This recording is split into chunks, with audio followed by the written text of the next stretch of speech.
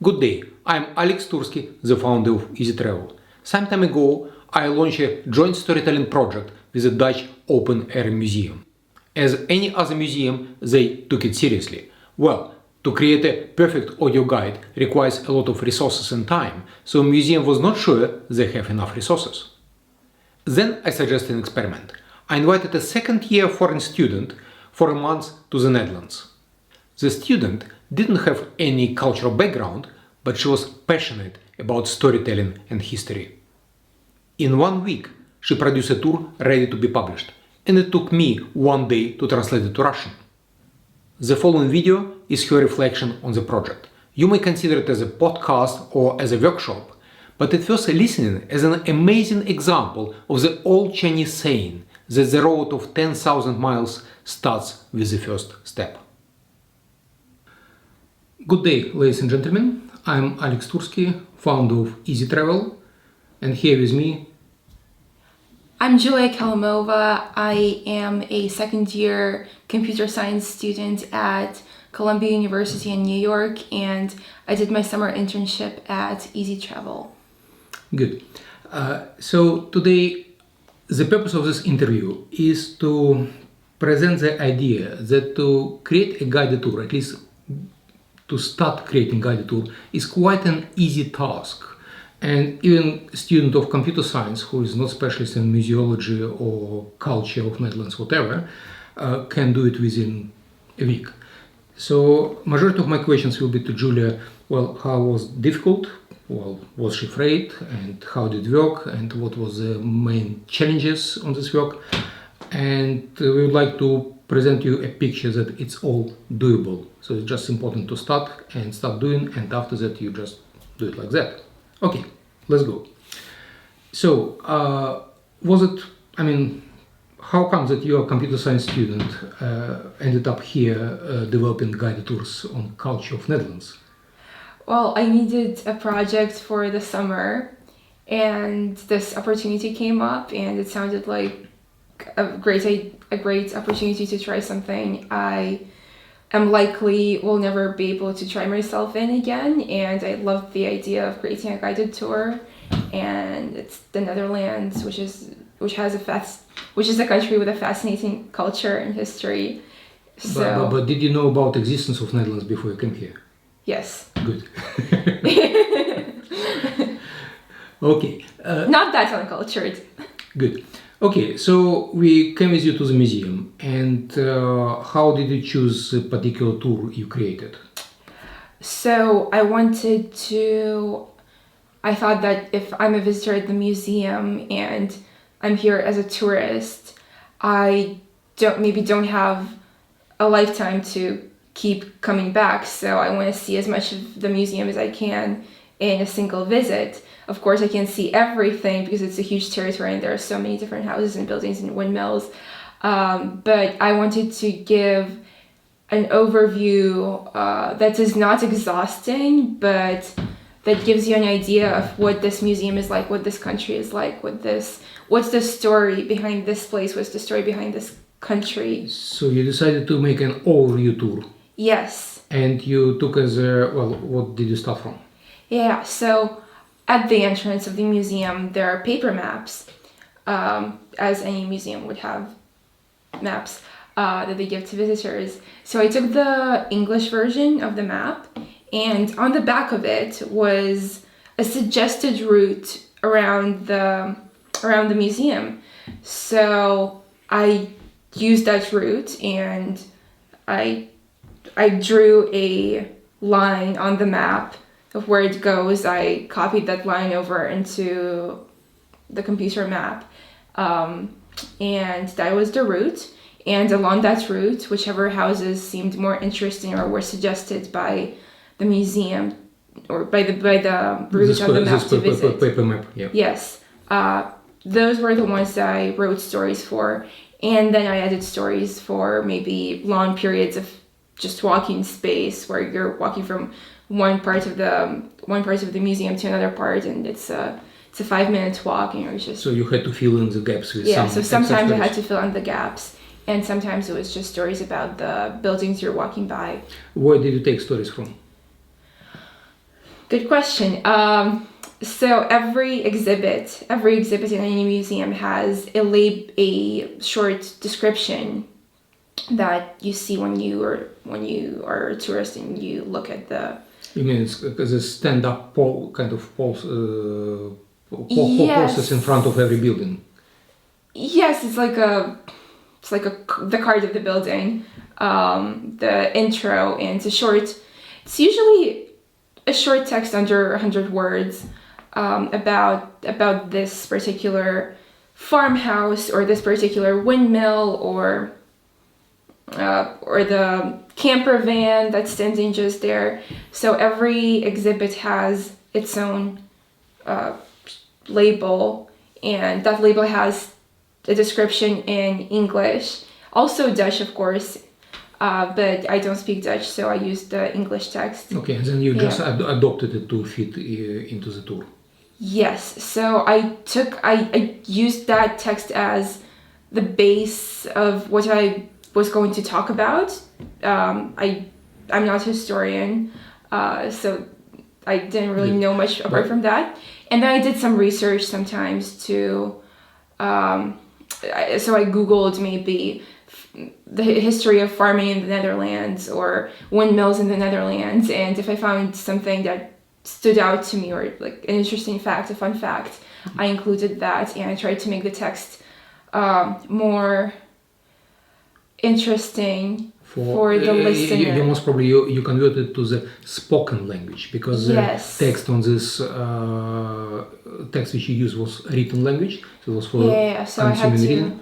I had to adjust some things to paraphrase to make it sound more casual. Yeah, so you, like you're talking to a person, because it's a spoken art we have here. But you mentioned also a very important thing. There's logistical issue that you sometimes have gaps between buildings which you have to fill in. So here we probably have to explain to those who will follow you that in this art of location-based storytelling, like in Einstein's theory of relativity, time and space are interconnected. So you, for sure. So you have a certain speed, walking speed, and you have as much time as you have time walking from A to B. So every story has amount of words, but also on the map, this line has a length. So practically you had a kind of scale that the particular 100 meters can accommodate 100 words. How do you? Yes, so getting to the technicalities, the first step, the most basic and I think the most important part of the process for me was just looking at the route on the map and following it as if I were taking the tour. But of course I don't have the guide yet, so I just need to walk and see what I'm looking at, like where do I see that building, what stands out to me at this point, where is a gap, and like where I'm just walking, there's nothing. I guess you also made a recording of the whole tour so that you can use it at home. Yes, exactly, because it's not really that simple to just to go outside every time or to get to the museum every time. It's also 50 kilometers between you and museum. Yeah.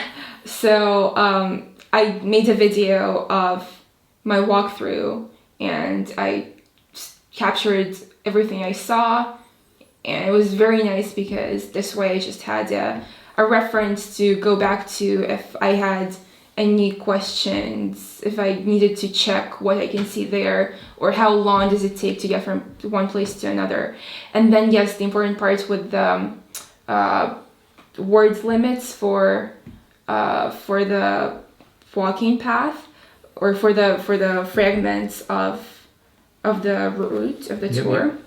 I timed as I was walking, or as I was rewatching the video sometimes, I just took an arbitrary piece of text and I read it aloud as I am walking. So I timed how long does it take me to read 100 words out loud?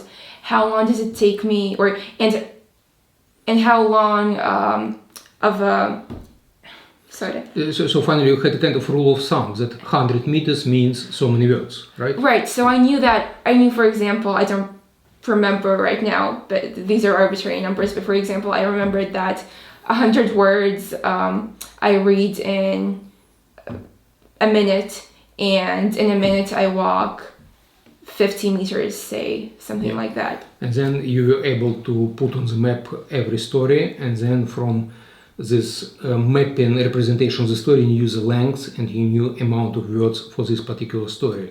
So Yes, finally you so had I knew how much space and time I needed to fit it. So I knew how much words I needed to fill in a particular length of a gap.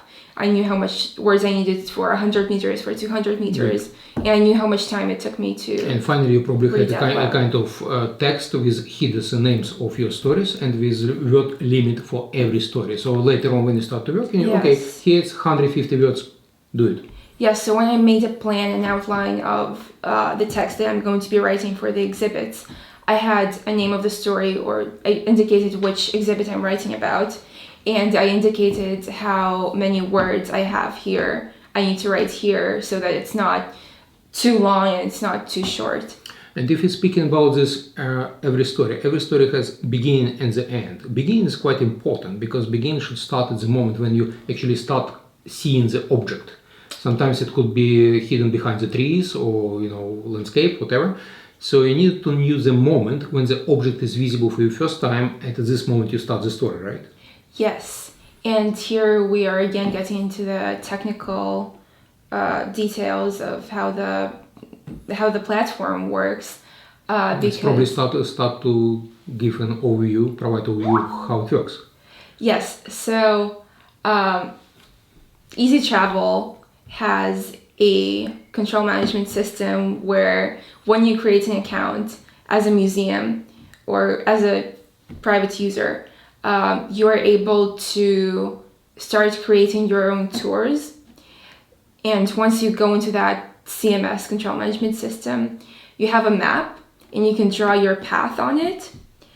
And then because the stories are GPS triggered, it's location-based storytelling. So you have to define where GPS will trigger the story. Yes. So the app knows where I am, and it knows, like, the GPS knows if I'm in this zone of the museum or if I'm in this zone of the park. And as I walk, and as I am working in the system, in the computer, I will draw a trigger zone for every story. And then I know that because I have my video and because I have my memory of the walkthrough, I know that at this point on the map, I can find a point on the map where I'm able to see the next thing I'll be talking about. And I draw the trigger zone to start at that particular spot. So let's put together. So on the map there is object, for example, a house, and on this house you put on a kind of pin the story, so it's just in the middle of the house. Yes, just to indicate that this is but then around object I'm talking about. and around the house you draw this area trigger zone, and assuming that when the user enters this trigger zone, this particular story will be triggered. Yes, it just starts playing automatically. Yeah, and so probably, and also what makes sense to keep in mind that the user may follow the route in the way how you described it, but user may also go from the opposite direction or even from other direction. So this trigger zone actually cover the area, assuming that whatever direction user takes, at some reasonable distance from the house, it will be triggered. So that defines the form of this trigger zone. Yes, so generally we could think of the trigger zones as circles, but we can also adjust our shape if we need to for any reason. But yes, so generally you'll have the center or the pin that indicates the object you're talking about on the particular house or windmill. And then you have a circle around it that indicates the area where if you're in that area, the story will be triggered. So if you're walking from if you have a person walking from one direction, this is where the story will start. Or if they're walking from here, the story will also start at some point over here. It may not be what you imagine for the classical or for the standard way to do the tour, but there are different circumstances.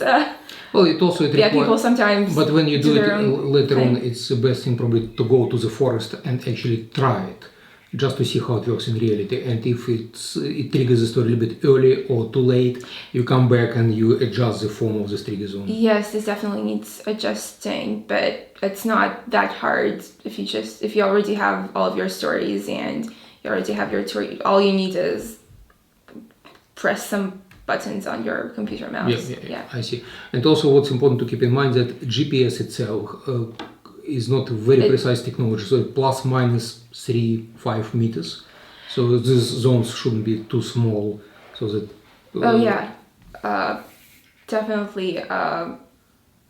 This is something that becomes very obvious when you test the tour for the first time, and may not be as obvious when you're just making it in theory or virtually. But so you definitely... practice is important. Yeah, you definitely need to account for GPS errors because you don't want to miss a story. You don't want the person taking the tour to miss a story.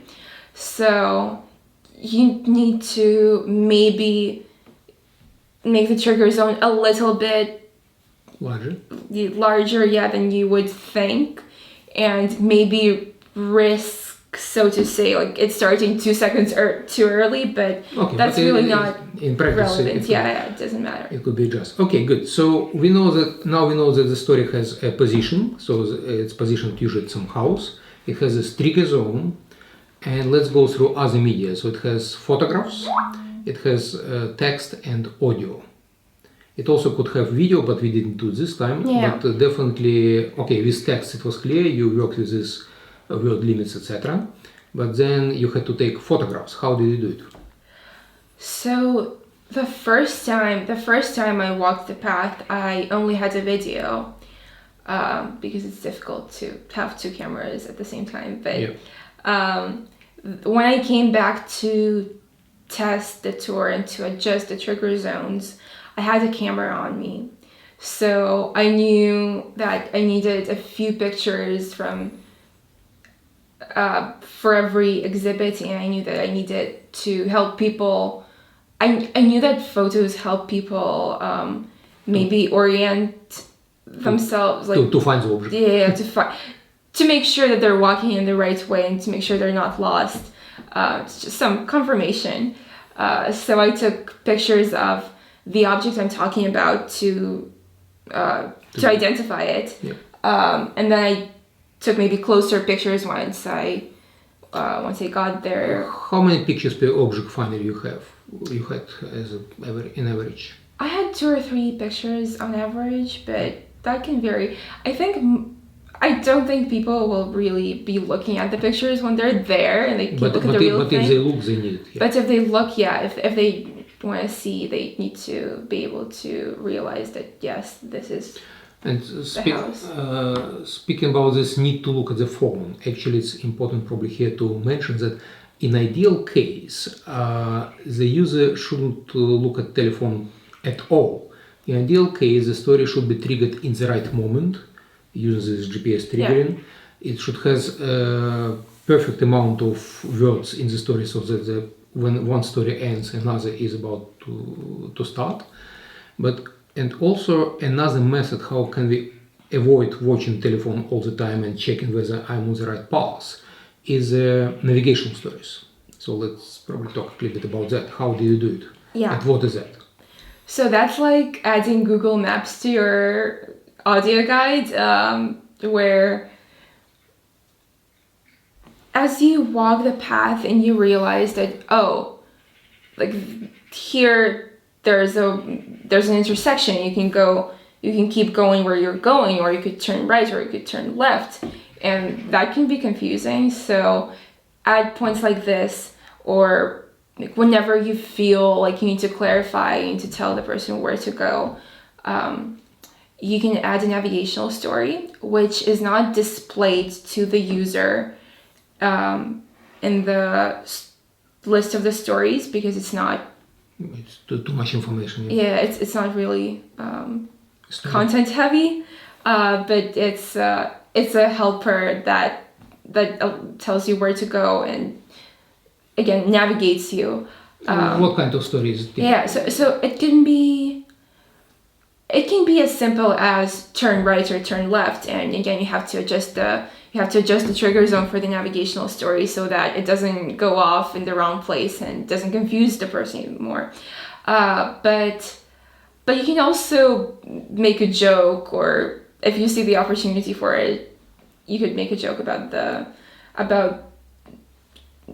I don't know, don't go left, go forward, or I know there's space for creativity there. Yeah, so probably a couple phrases just to wake up. Yeah, sometimes you don't want to seem cold or dry or controlling, so it's space for creativity. Yeah. And okay, let's then mention the fact that when you walk along the tour and you listen to some story, these navigational stories which help you to navigate, they may happen to be told in between, just in the middle of the previous story. Right, because if you have,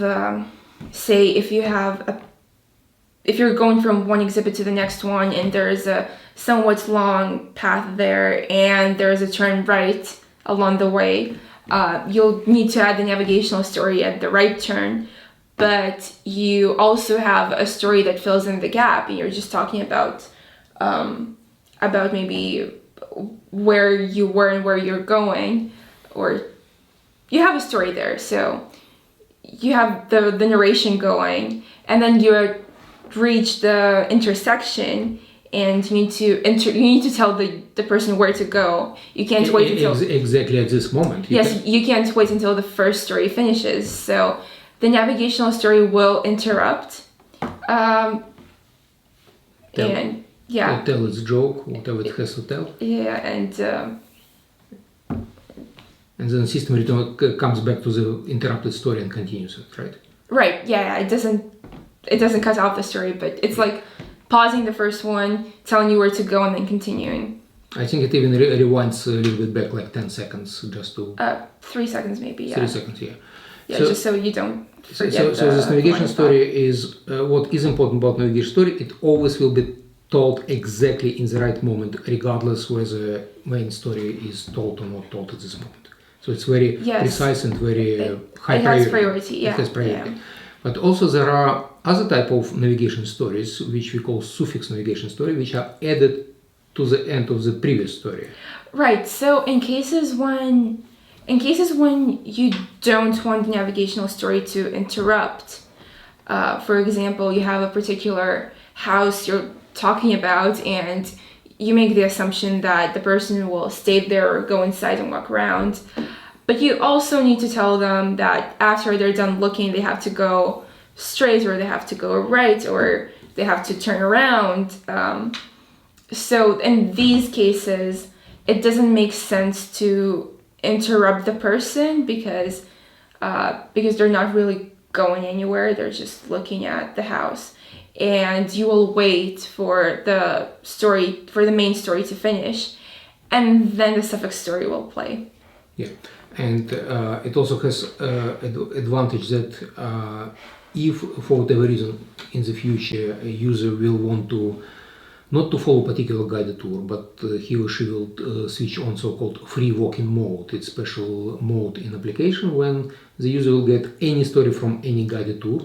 In this case, we don't know in which direction he or she goes and what will be after that. And in free walking mode, all the suffix navigation stories are detached and never pronounced, so they don't confuse people that I have to go somewhere. Well, right. This is a question for the future, but you might ask, what is the difference between having a suffix navigational story or just telling the person where to go at the end of your main story. And yes, if you don't want to direct the, if you don't know that the person is following this particular path, you don't want to confuse them with your directions, and that's how the suffix story is different from just Okay, good. So we know now about trigger zones, we know about navigation stories, we know about photography. Let's come to the most important part, the audio. So with audio, you actually prepared your text and then you narrated the audio. So was it difficult to narrate? I mean, what technology did you use to narrate the stories? So this is actually it sounds complicated and it sounds like media production, but It is. strictly speaking, yes. But all I had was my iPhone, and you can also use a microphone if you have one, but because it's not hard to plug it in. But really, all you need is a phone or any recording device, and you press the button, you read the text, you press the button, you're done. And then you transport the file into an audio editor on your laptop, and you edit the pauses, you edit the blank spaces where you may be tripped up or made a mistake. So actually you use scissors, you cut up the end and beginning. Yes, when it's not live, it's all very low stress. Yeah. So it was quite easy to edit those stories, and finally you had, for example... I had no experience audio editing before, and good point. So you managed it. I managed, yes. Good. And also, so you cut it from left and right, and probably somewhere in the middle if there were pauses, but you also probably did the normalization, so if story was too low or too high, you normalize it to a certain level in the application. Did you do it or not yet? Yes, I did do that. Actually, I just followed the suggested tips from the help section of the website, of the izi.TRAVEL website, which was great because they suggest software and they tell you how to use the software or all you need to know for this particular purpose. And normalization is really important, I think, because it's terrible when you're listening to one song and it's just from experience. One level, another level. Yes, when you're listening to one thing and you're listening on maximum audio and it's quiet, and then you're listening to something else and it's just way too loud. It's a lower level of volume. You have to normalize it so that all of your recording is evened out, and maybe you were too close to the microphone at a particular second or too far in another second. But if you normalize it, it kind of averages out the volume, the default volume. Just defines the default volume. Okay, good. So when you finished editing your audio files, you probably had, for example, you have 33 stories. Or how many stories do you have? 32, yes. Yeah. I have 32 content stories and 29 navigational stories. Okay, so yeah, good. So which means that in the end of this editing process, you had about 60 files.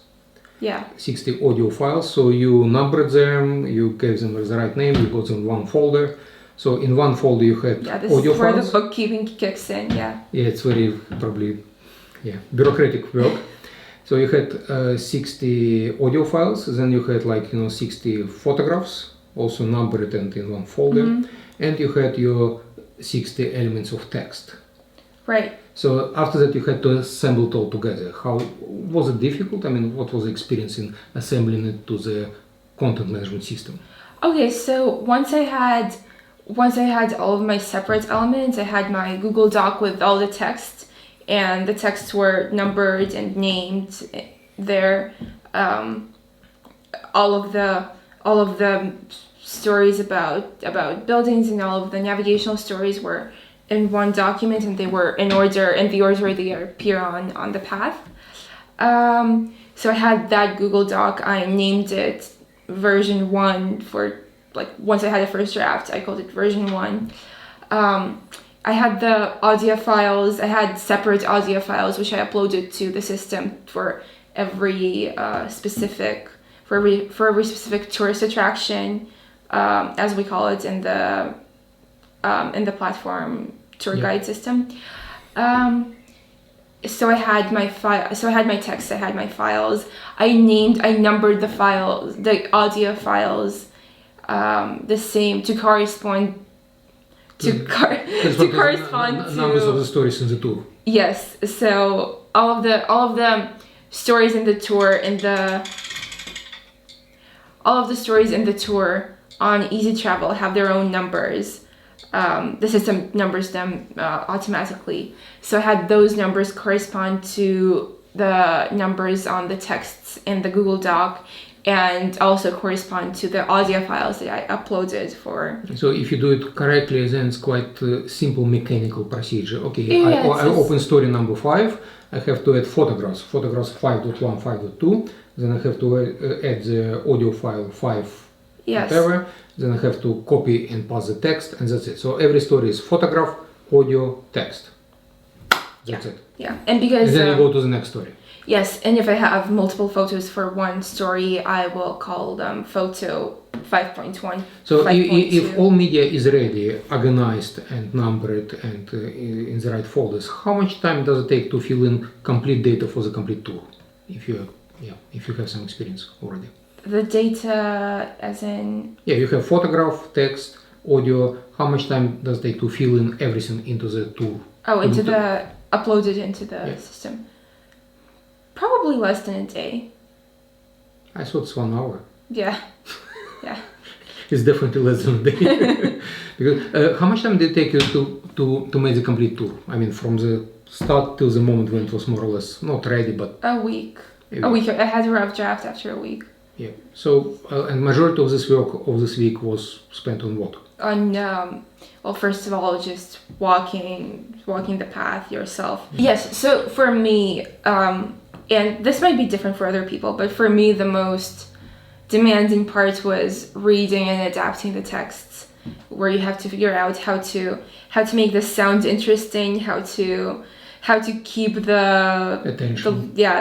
The listener's attention, how to entertain them, but the rest of it was a lot of the work is just mechanical work of numbering and organizing and uploading. So if you take the whole project 1 week as 100%, then probably writing the text was, I don't know, 70%, something like that. Oh yeah. And then probably 20% some kind of bureaucratic work. I mean, I'd say maybe the effort of feeling your site and understanding where things are located and just knowing the path, knowing the route you're pretending to be an expert on is it also takes time. Yeah, maybe like a third or 20% of the. Oh, okay. And then I think that just contributes to your understanding of what you're talking about and what you're doing. So you have to have real spatial understanding of the tour. So right, you just need to know what you're dealing with. So that's a somewhat big part of it, but mostly you just need to have your text, which you will then read on and record and upload, and the rest of it is just being organized and keeping track of all of your recordings, all of your pictures, and all of your media, and organizing it together so that you don't lose something along the way. So it's a very careful job where you don't want to make mistakes. So it requires just accuracy. Well, okay. So, and then the tour is done in one language, and then we have to translate it. And I can tell my experience how it was translated. My case in Russian, but we are also going to translate to Dutch, to Polish, and to Hebrew for Jewish visitors. We found that there are a lot of Jewish visitors for whatever reason. In my case, translation was quite easy. It took me practically 1 day, probably even less. First of all, I translated from English into Russian with Google Translate. And it actually was 80% of the job. I believe it was Google Translate, but it was the Google Doc, Google Translate, which is somehow different from the translate.google.com. A little bit, yeah. But and it was just very, as I understand it, it's very easy to create a copy of the document in another language. You just have a there's tool with a, that. a comment in Google Docs, Yes. a comment to make a copy in different language. Yes. So we did it. I got it in Russian, and then, as I said, it was 80% job done. Probably took me 2 hours to review it and just to polish the language, make it better, and also probably sometimes put it in the context of the Russian culture, because some stories had to be more explained because of that, but not much. And then I had the text, and then I recorded the whole text in one go. So I just stood in front of microphone, I recorded the whole text. Well, it's another 1.5 hour. And then it was your job to cut it into the pieces. So out of this long file in Russian, you just cut it the pieces, 32 stories and 29 navigational stories. And then you got another set of audio files in another language. Yeah. But then you attached these audio files to the same stories. You didn't create different stories. It was, so finally every story had photograph, and then text and audio in English, text and audio in Russian, then it will be text and audio in Polish, Hebrew, etc. So it's actually all stories, all languages are actually in one story. They belong to one story, right? Yes, because the elements of the puzzle pieces we're dealing with when we're creating a guided tour on the platform we call them tourist attractions. So each story is called a tourist attraction, and then once you have it in one language, you start translating. You have to go into the tourist attraction. You have to click on the tourist attraction, and you add another language to it, and you upload. Yeah, but you don't have to re-upload. It's the same photographs. Right, so it's the same thing. It's the same item, but it has now different dimensions, different languages. Yeah. So it's quite easy to tell. So roughly speaking, it's one man's day to translate to. Right. So it's really it's a week to get It's a week to create a draft, which is usable, which is acceptable, and then you can work on perfecting it while also translating what you have into other languages and editing. So a complete project we more or less did it in 2 weeks, roughly. Yeah. Well, so that's it. So 2 weeks, and we had it in 2 languages, and other languages are coming. And what's your overall experience? I mean, did you find it all doable? I mean, was it too difficult for you? I mean, you came from a completely different background with different experience. I mean, how was it for you? Yes, I think as a computer science student. I think it's one of those things that it's a big thing, you could say, right? It's a whole guided tour of a whole museum, and you have to tell a story. You have to take pictures. You have to record audio. You have to walk the path. You have to figure out all of the technicalities. So it seems like this big daunting task, and it seems like this huge project maybe, but it's really very, very simple when you break it down. And when you actually start, it's one of those things that when you start working on it, it's very straightforward, and it's not even time consuming. It's very easy to figure out, and it's very... Of course, we all understand that in order to bring this particular guided tour to the really high quality level. Yes, for sure. So probably it will take another year of, step-by-step improvements. No, absolutely, yeah, that's... But in order to start to bring it to the level when it's publishable, when we can show to visitors, 2 weeks work. Right, and I wouldn't even say publishable. I want to make a point that it's a decent tour, right? It's something you can present to people. But of course, as with any undertaking, your first draft is not going to be what you are striving for. And of course, me not being an expert on Dutch culture or history or anything, or I've never been to the museum before. A month ago, I've never been to the museum. But you can create something. A month ago, you've never been to Netherlands. Yeah. So it's not that hard. And once you strive for perfection, once you strive for the really high quality, that's a different story, because you already have something. you already have something to work with, you have something to work on, and you start getting feedback from visitors and and also from your personal, etc. Right. Well, okay, it all reminds me, I remember the times when I also tried to introduce web technology to museums, universities, companies, and it was very similar experience. I approached these organizations and said, well, yeah, it's difficult. No, it's not difficult. To make the first web page is just one day work. Right. And then you already have something to show people. I remember it was 1996. I was sitting in Canada, in the city of Kingston, with a guy who was director of insurance company. He was my personal friend. And it was his personal project as a director of insurance company to prepare first web page of the insurance company. So we were sitting with him, drafting the text, taking pictures. Well, it was just one evening work. I'm pretty sure that right now he is not editing the website of the insurance company. And the website of the insurance company is a very complicated thing. But it all starts with something very, very simple. So it was very simple first page for the whole set of audio guided tours for the future. Well, yeah, so I think the groundwork is not complicated. Yeah. And so, once you try to be more sophisticated, that's where the okay. So let's wish Netherlands Open Louvre Museum to create many more tours. Hopefully. I think it was a first great start, and thank you for the job. It was great internship.